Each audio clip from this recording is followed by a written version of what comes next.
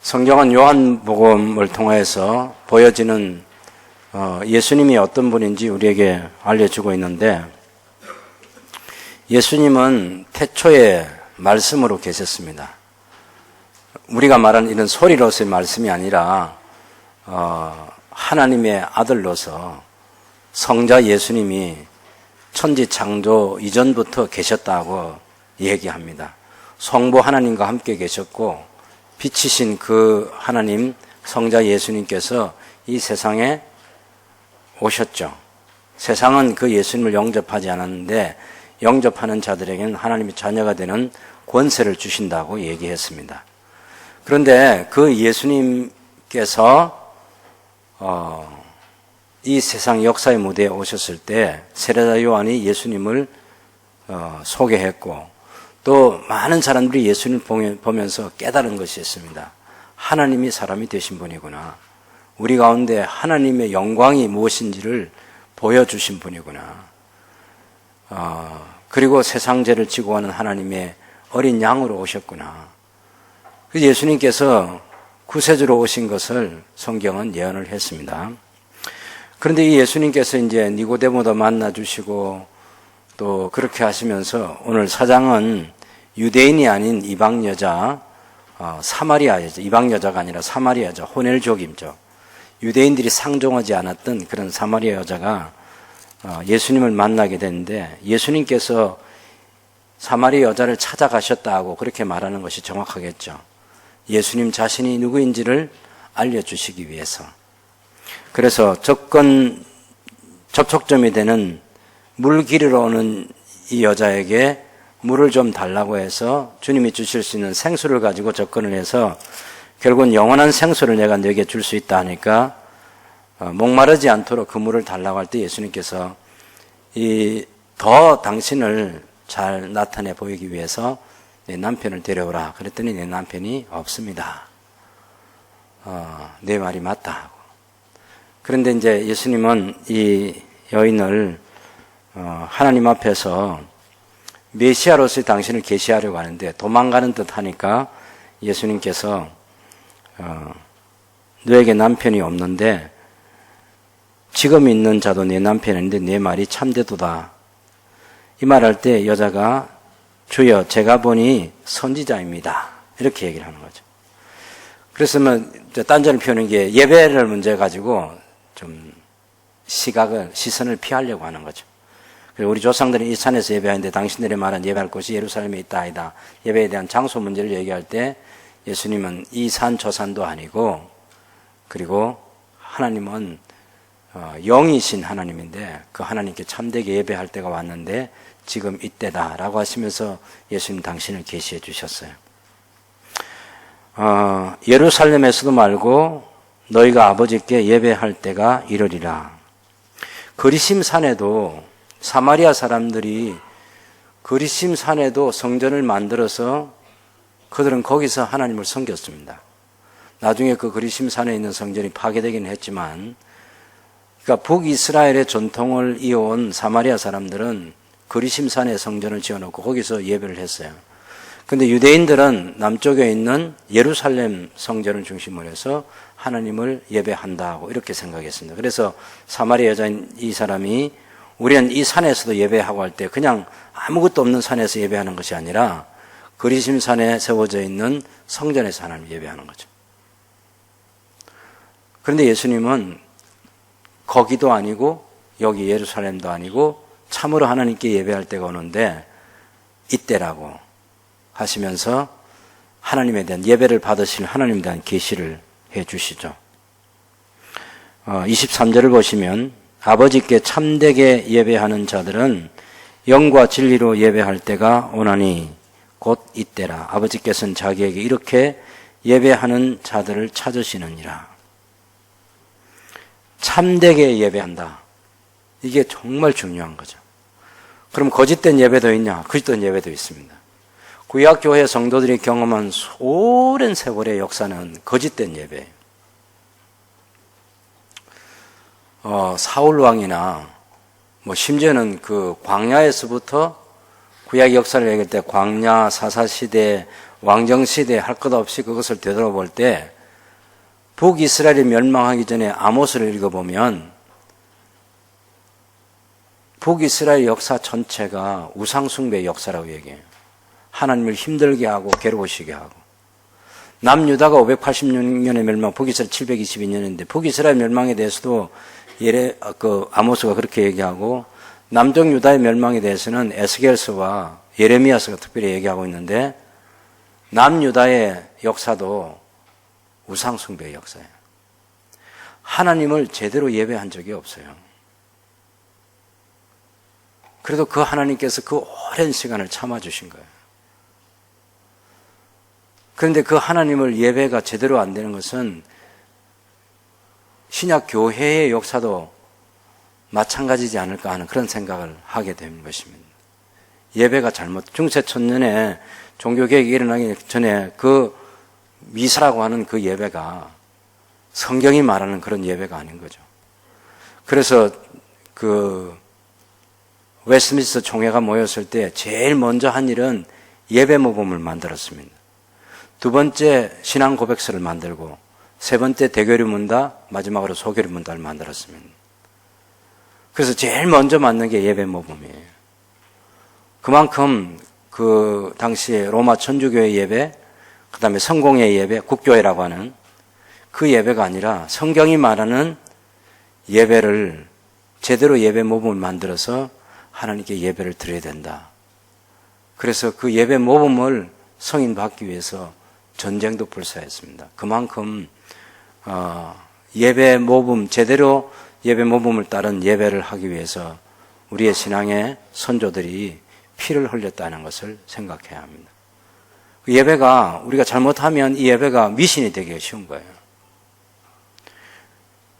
지금 하고 있는 우리 예배 가운데도 통성기도 같은 것의 위험성을 지적하는 사람들 중에는 통성기도를 잘못하면 미신이 된다는 거예요. 기도를 제대로 안 하는 게 아니라 잘못되게 할 수도 있다.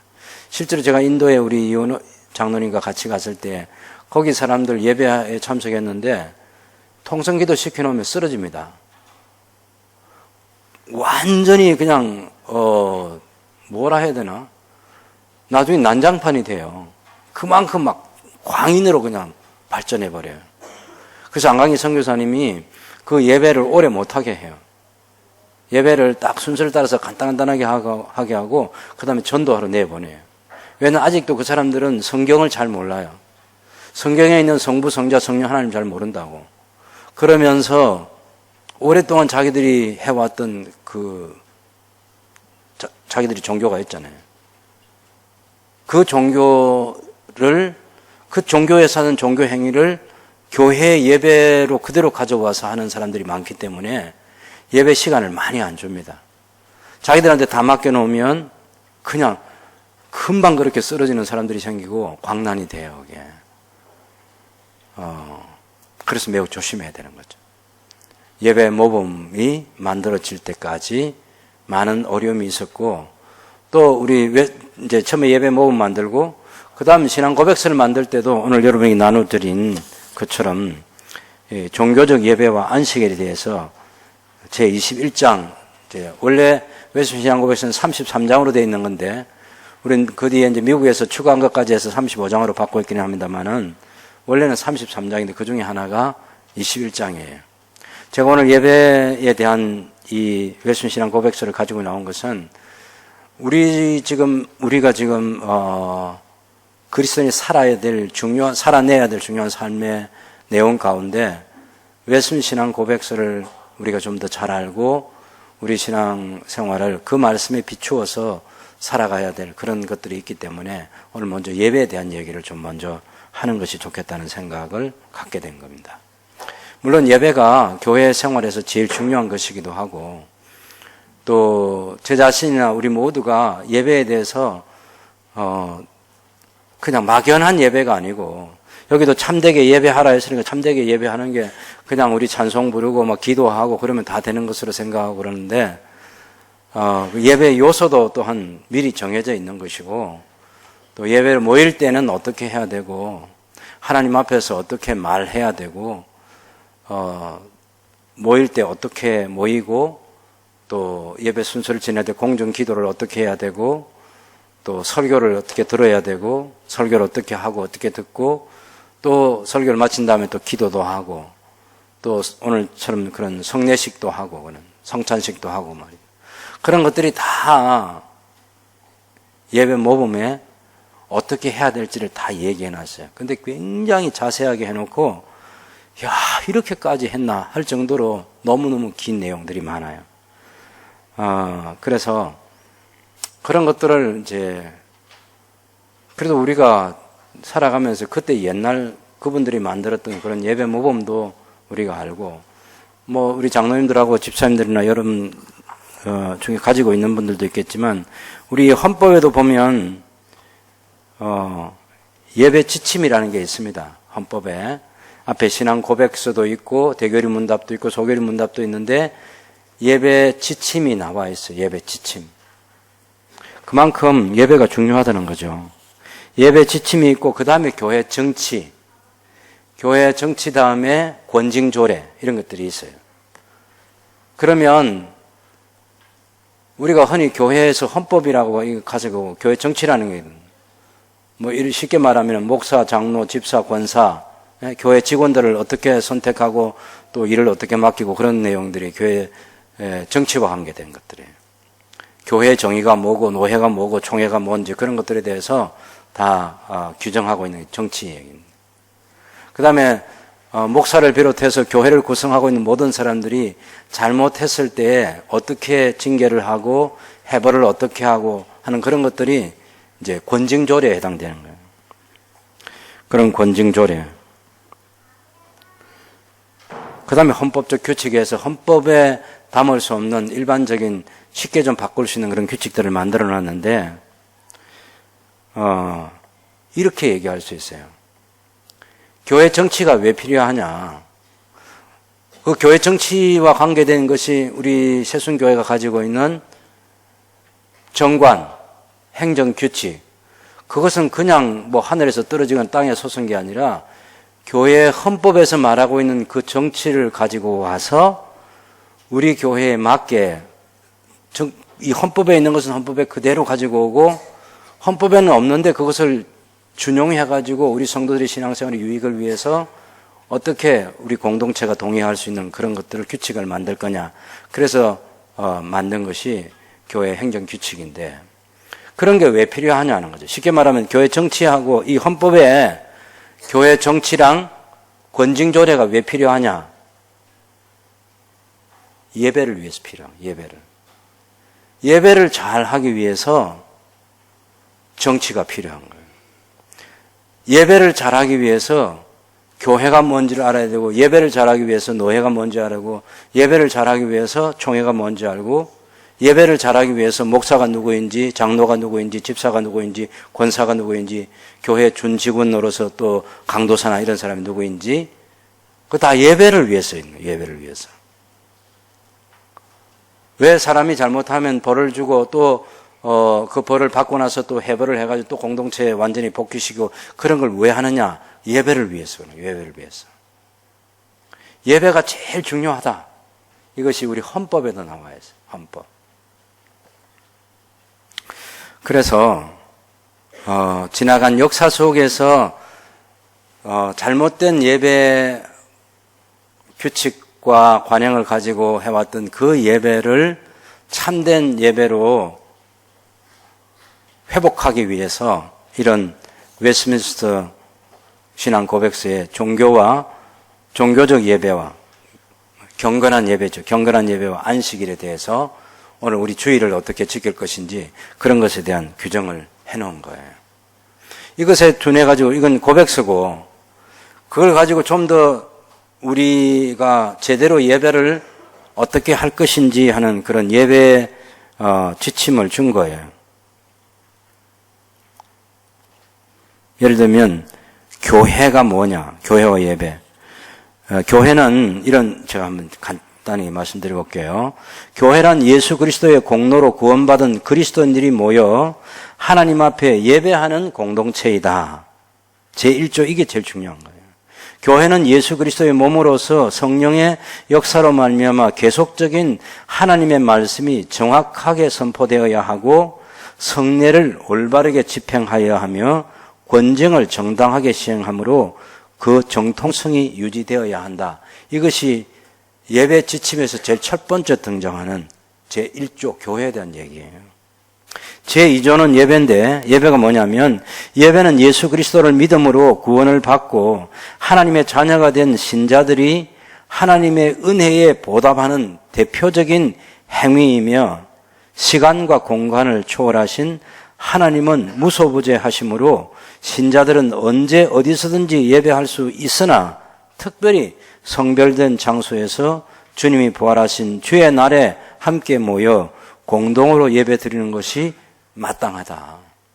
공동 예배는 정한 장소에서 정한 시간에 그 중에 하나가 주님이 부활하신 주의 날에, 옛날 구약교회 성도들이 지켰던 안식일이 아니고 오늘 우리 주일날 그날에 모여서 공동으로 예배 드리는 것. 이것이 교회에 우리가 큰 그룹과 작은 그룹 얘기할 때 큰 그룹에서 하고 있는 그 예배를 말합니다. 공적인 예배. 예배 본질은 뭐냐? 예배의 본질은 언약적이다. 언약의 쌍방은 하나님과 그의 백성이다. 하나님께서 예배에 기여하시는 부분이 있고 하나님의 백성들이 예배에 기여하는 부분이 있다. 예배는 하나님께로부터 오는 복, 말씀 등과 같은 요소들이 있고 하나님의 백성들이 드리는 찬양, 기도, 헌금과 같은 요소들이 있다. 우리 세가족반에서 늘 공부할 때 예배의 두 가지 요소는 하나님께서 서비스하는 것하고 성도들이 하나님께 서비스. 하나님이 성도들에게 하는 서비스는 위로부터 내려주시는 복, 말씀. 말씀을 하나님께서 주시고 그 다음에 우리가 축도라고 하는데 사실은 축도가 정확하지 않고 복의 선언이에요. 복의 선언. 제가 주일 오전 시간이나 우리 예배할 때 저뿐만 아니라 우리 목사들이 하고 있는 소위 축도라고 하는 거 있잖아요. 그걸 정확하게 하면 강복, 하나님께서 복을 내려주시는 것을 선언하는 거예요. 목사가 뭐 힘이 있고 능력이 있어 복이 임하고 안 임하고 그게 아니에요. 그래서 민수기 6장 24절에서 26절을 보면 여호와는 너를 지키시고 여호와는 내게 복을 주시고 너를 지키시기를 원하고 여호와는 그 얼굴을 비치사 은혜 베푸시기를 원하고 그 얼굴을 향하여 드사 평강 주시기를 원하노라. 이 세 가지가 딱 들어있어요. 은혜 베푸시고 지켜주시고 은혜 베푸시고 평강 주시는 것. 이 구약교회의 이제 대제사장들이 백성을 향해서 축복할 때 자기 것이 아니고 하나님의 것을 대신 선언하는 거예요. 신약교도 고린도후서 13장 13절에 있는 주 예수 그리스도의 은혜와 하나님의 사랑과 성령의 교통하심이 너희 무리에게 있을지어다 할 때 여기도 보면 거기 군더더기를 안 붙일수록 좋은 거예요.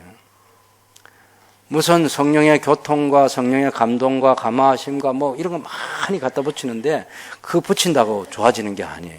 성령의 교통, 교제 속에 모든 게 다 갖다 붙일 수 있는, 사람이 갖다 붙일 수 있는 모든 걸 다 갖다 붙여도 그 성령의 교제를 넘어서는 게 없어요. 거기 다 들어있어요. 성령님께서 오셔서 내주하고 성령님과 더불어 교제하는데 뭐 다른 것이 감동 그런 거는 다 하찮은 거예요. 하찮은 거. 주된 것이 있다. 주된 거. 예? 핵심어가 있는 거죠. 그것이 성령의 교제라는 말이에요. 교통이라는 말이에요.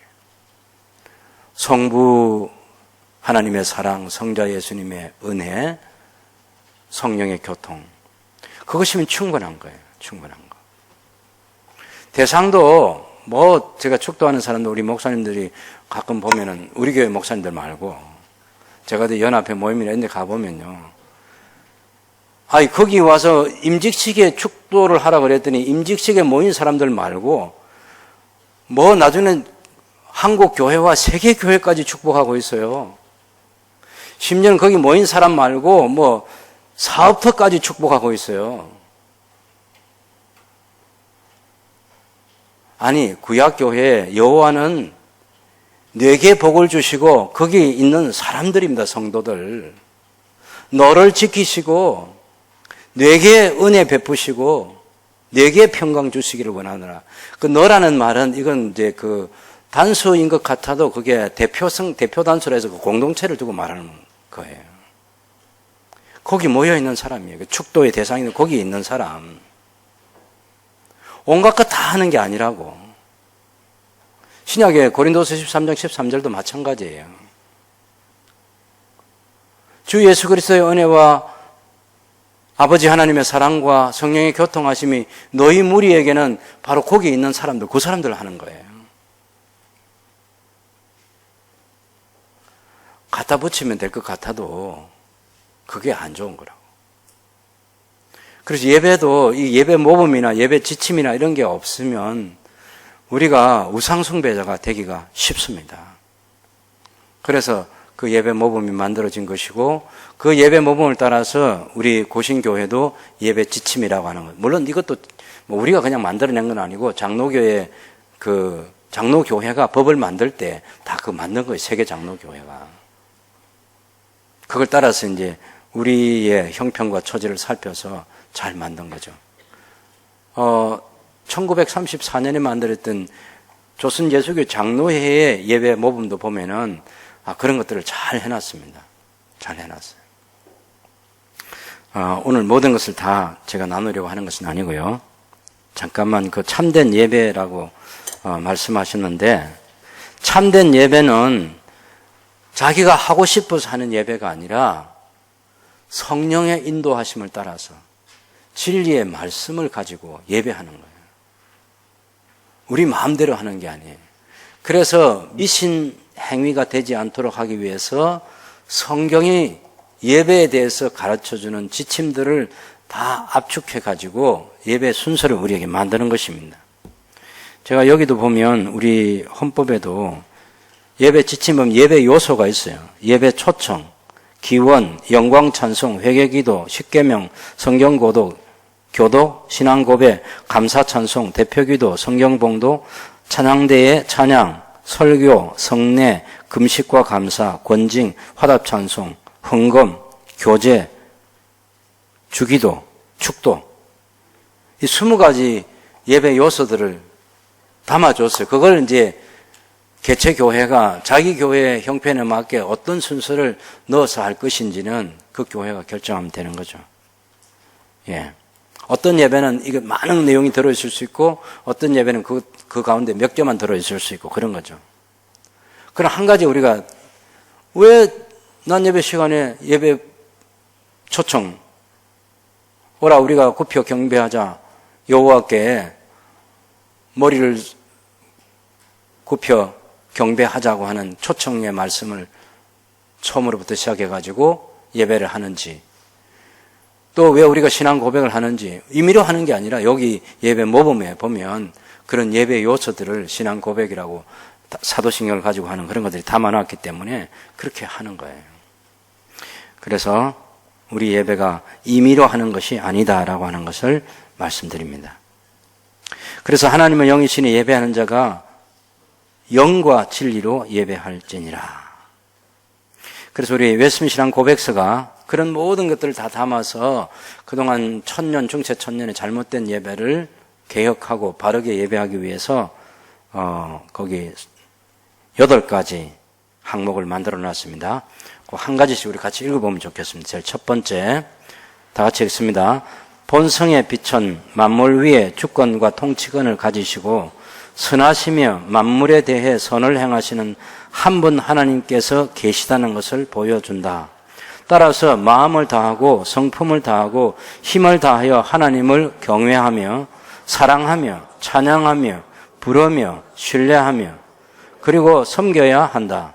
그러나 참 하나님께서는 당신에게 예배하는 것에 관한 바듬직한 방식을 친히 제정해 주시고 그 계시하신 뜻으로 제안하셨으니 사람의 고안물이나 상상 혹은 사탄의 제안을 따라 혹은 보이는 형상 아래서 혹은 성경에 지시되어 있지 않는 방식으로 하나님을 예배해서는 안 된다.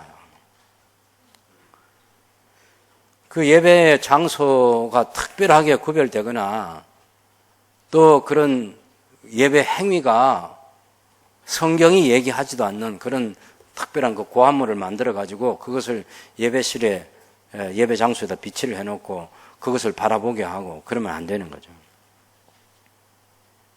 두 번째 같이 하겠습니다. 종교적 예배는 하나님 곧 성부, 성자와 성령님께 드려야 하며 또한 오직 그에게만 드려야 한다. 천사나 성인이나 어떤 피조물이 아니라 오직 하나님께만 드려야 한다. 타락 이후에도 중보자가 계셨으니 다른 어떤 이가 아니라 오직 그리스도의 중보로 예배해야 된다. 우리 개혁교회의 가장 큰 장점이 하나님과 사람 사이의 중보자가 예수님 한 분뿐이라는 거예요. 기도를 해도 직접 기도하는 거예요.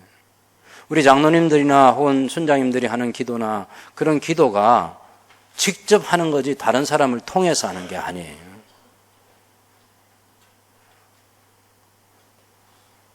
성부, 성자, 성령 하나님께만 우리가 예배합니다.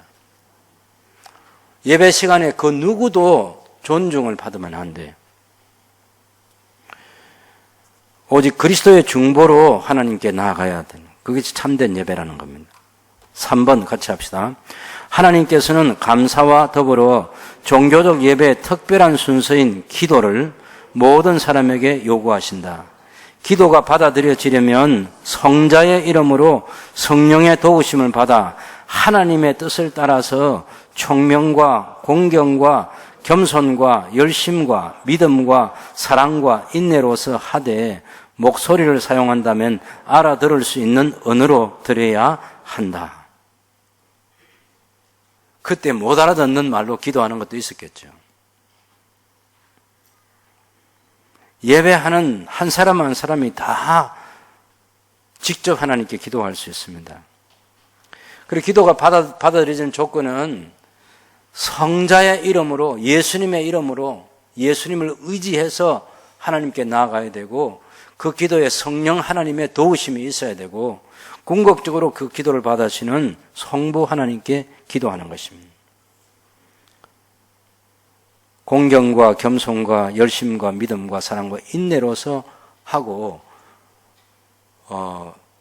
공정 기도를 하는 사람은 알아들을 수 있는 말로 뚜렷하게 또박또박 그렇게 기도해야 되는 거죠.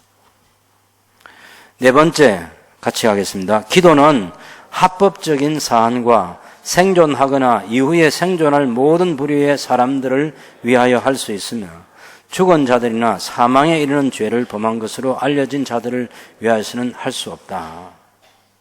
살아있는 사람, 또 앞으로 살아서 하나님을 믿게 될 사람, 우리가 요한복음 17장에 보면 지금 믿는 사람들을 위해서 기도하지만 그 사도를 통해서 장차 믿게 될 사람들을 위해서 기도를 해요.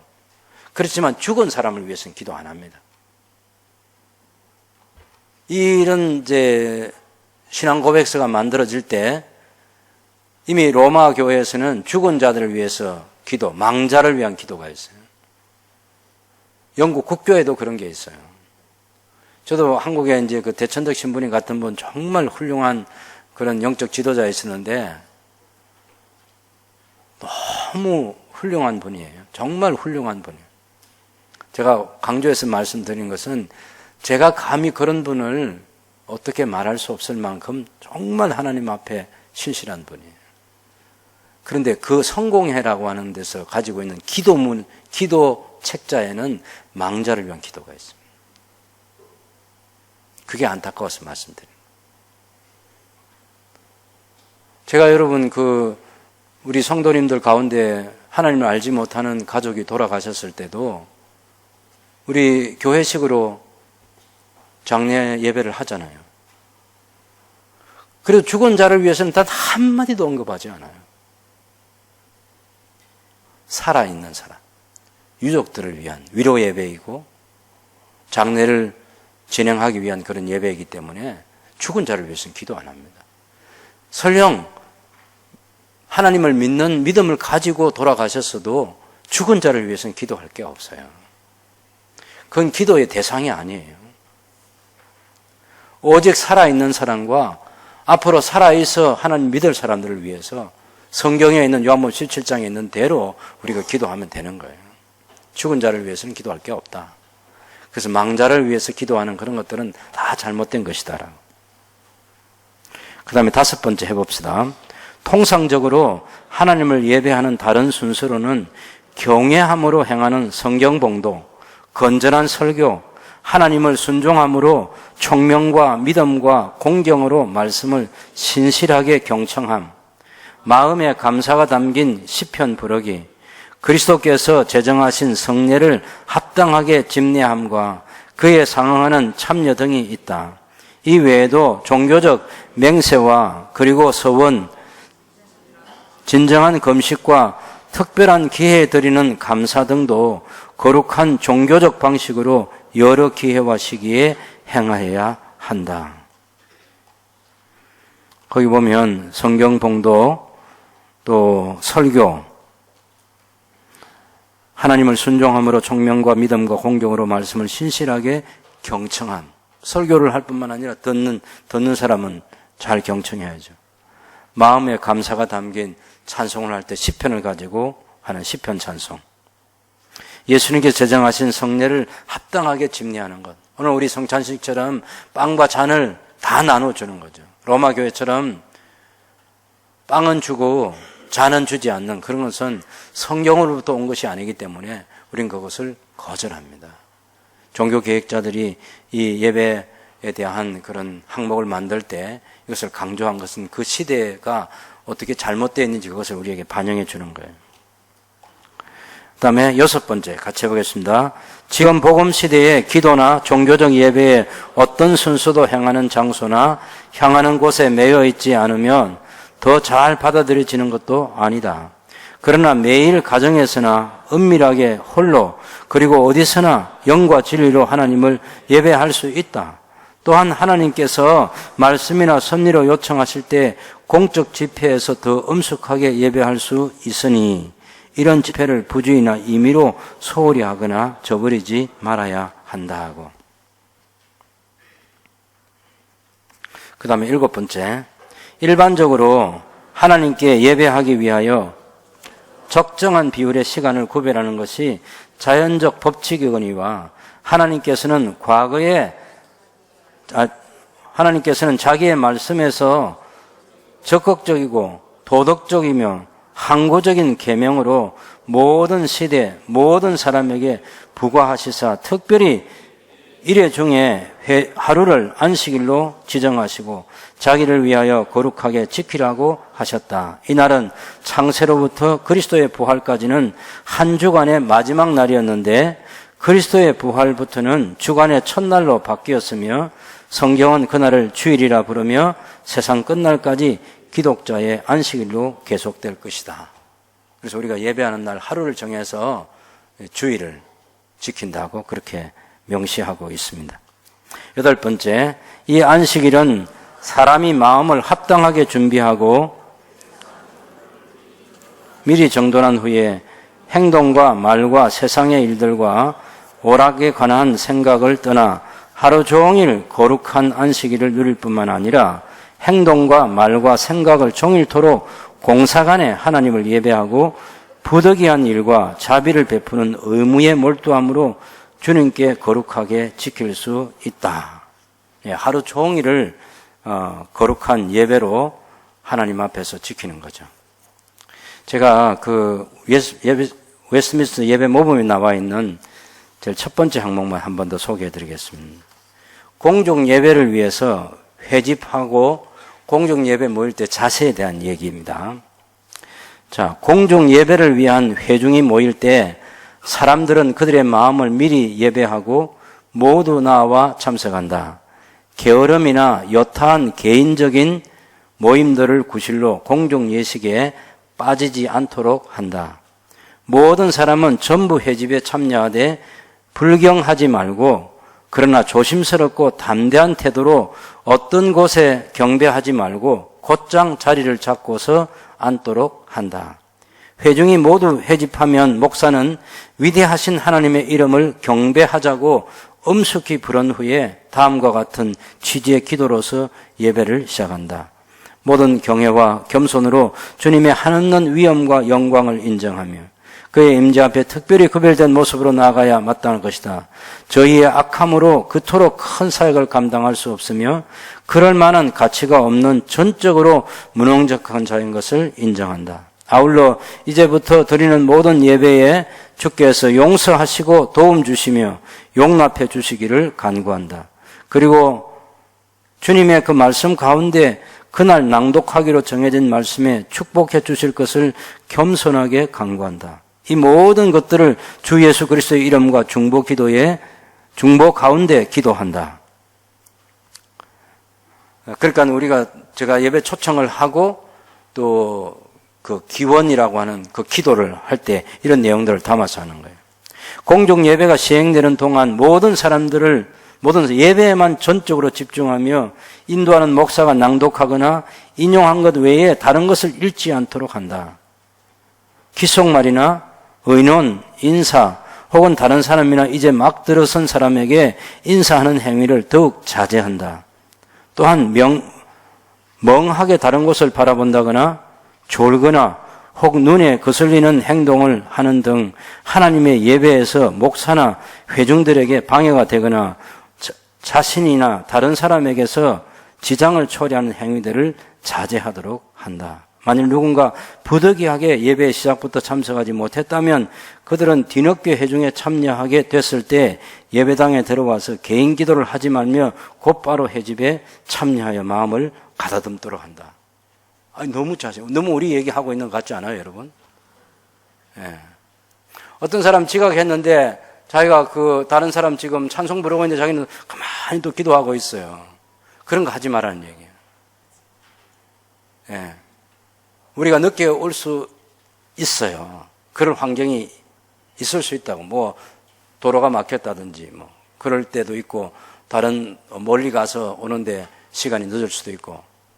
그래도 와서 바로 집중해서 다른 사람의 예배에 내가 방해자가 되지 않도록 한 그게 초점이 있는 거예요.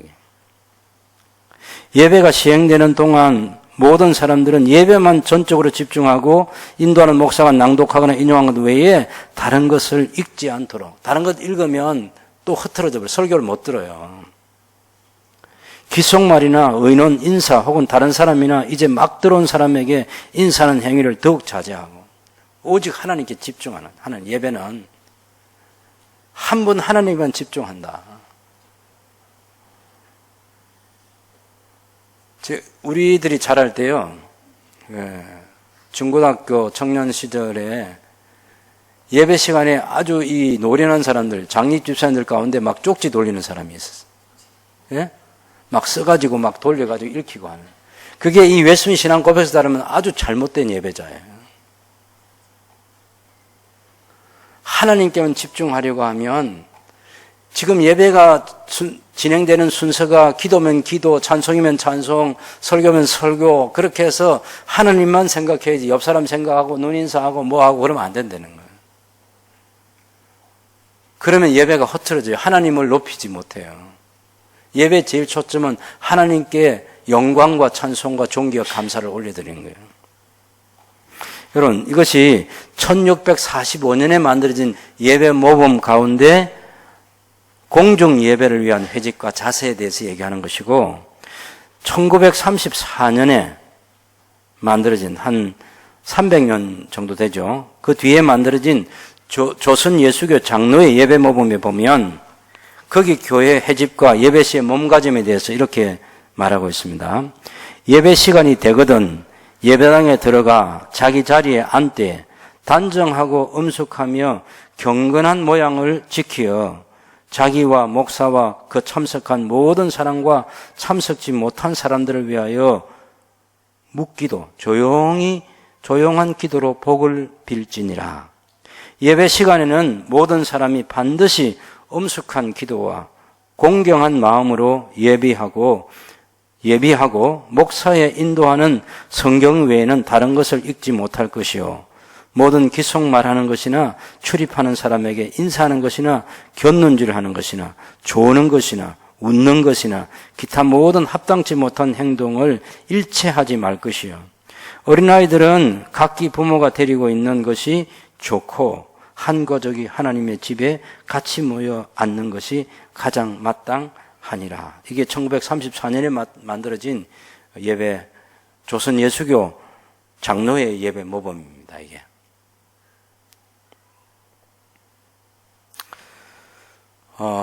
성경 읽는 것도 마찬가지고 공중 기도하는 것도 굉장히 내용이 많아요. 공중 기도할 때 너무너무 자세하게 얘기해서 어떻게 하라고.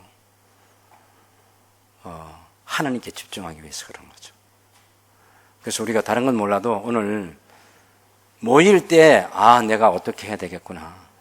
집에서부터 준비해가지고 오고 교회당에 들어오면 곧바로 하나님께 집중하기 위해서 조용히 기도하고 예배 인도할 목사를 위해서 예배 참여하는 다른 성도들을 위해서 또 우리 찬양을 인도하는 글로리아 찬양팀을 위해서 할렐루야 찬양대를 위해서 또 기도를 맡은 장로님과 또 순장들을 위해서 그런 예배의 순서를 맡아서 하는 그런 사람들을 위해서 기도하고 또 자기 자신을 위해서 기도하고 그래서 조용히 그런 시간을 보낼 필요가 있다는 것을 얘기하는 거예요.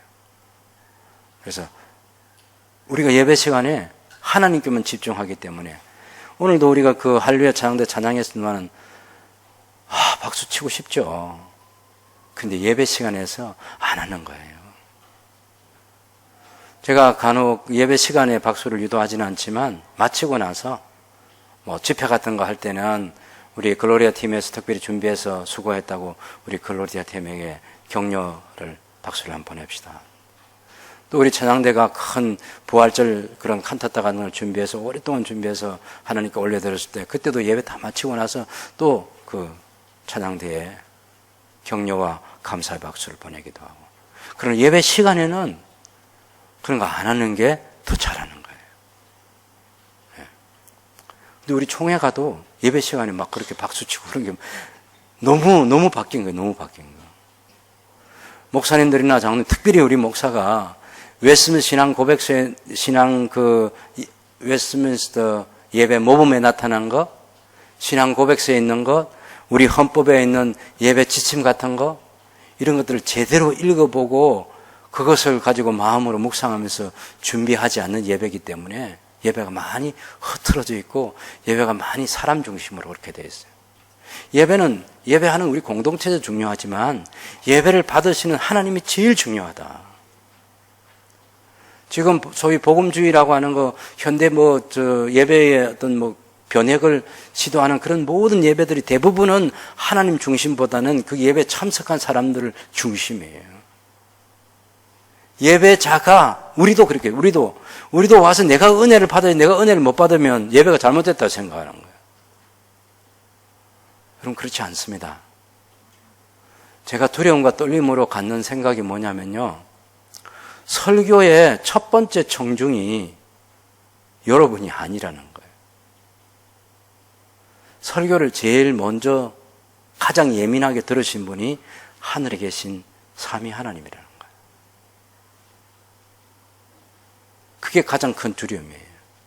두 번째는 이제 설교를 듣는 눈에 보이는 성도 여러분이죠. 여러분이 찬송을 하거나 우리 찬양대가 찬양을 하거나 글로리팀에서 찬양을 인도하거나 우리의 찬송을 첫 번째로 들으신 분은 삼위 하나님이시다. 우리가 사람을 기쁘게 하기 위해서 사람을 좋도록 하기 위해서 그래서 찬송하는 거 아니에요. 기도도 마찬가지고 설교도 마찬가지고 하나님께 영광을 돌려드리기 위해서 준비에서부터 예배 순서 하나하나에 참여하는 것 그 모든 것이 하나님께 영광을 돌리기 위해서 저도 저 자신을 돌아보고 또 잘못된 것 고치고 회개하고 더 좋은 예배자로 제가 맡은 일들을 잘 감당하기 위해서 2020년에 노력하도록 하겠습니다. 여러분도 좋은 예배자가 되어서 하나님 받으시는 예배를 통해서 하나님께 영광을 돌려드리는 참된 예배자, 하나님께서 찾으시는 예배자, 성령과 진리로 예배하는 그런 예배자. 하나님 찾아서 벌 주는 거 아닌 거 아시죠? 찾으셔서 복 주고 싶어 하시는 그 하나님 마음을 헤아리고 좋은 예배자로 살아가는 저와 여러분들이 될 수 있기를 바랍니다.